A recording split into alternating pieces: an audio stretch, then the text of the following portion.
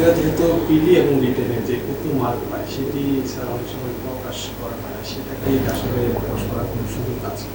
এই বিষয়টা নিয়ে আমরা ভাবছি। এটা নিয়ে আমরা ভাবছি যে ধরেন এগুলোর প্রকাশ করা যায় কিনা, বিকজ এগুলো স্বচ্ছতার জবাবদিহিতার অংশ আসলে। তবে যেহেতু এগুলো পরীক্ষার বিষয়, পরীক্ষাকালীন সময়ে তো আর করা যাবে না, শেষে শেষে শেষে করা যায় কিনা এটার ফিজিবিলিটি নিয়ে আমরা আসলে ইতিমধ্যে আমাদের কমিশনে আলোচনা হয়েছে। আমাদের বিজ্ঞ সদস্যরা অনেকেই এটার পক্ষে মত দিয়েছে যে আমাদের যতটা সম্ভব স্বচ্ছ থাকা উচিত, এবং আমরা কিন্তু ভবিষ্যতে এটা নিয়েও সুখবর দিতে পারবো। হয়তো বা আমরা চেষ্টা করবো স্বচ্ছতা আনার জন্য আমাদের কাজ করবে। নন ক্যাডারের জন্য কি আলাদা কোনো সার্কুলার দিবেন কিনা?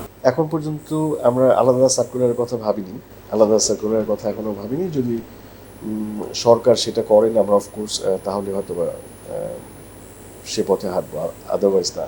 46 এর লিখিত পরীক্ষার বিষয়ে স্যার আসলে কোনো টাইম বা কবে? এটা ধরেন অলরেডি ইয়েতে পাঠানো হয়েছে, যেটা থার্ড এক্সামিনেশনের জন্য। সো জেনারেলি থার্ড এক্সামিন করতে তো একটা সময় লাগবেই, একটা সময় বেঁধেই দেওয়া হয় খাতা দেখার জন্য, আপনি নিশ্চয়ই জানেন।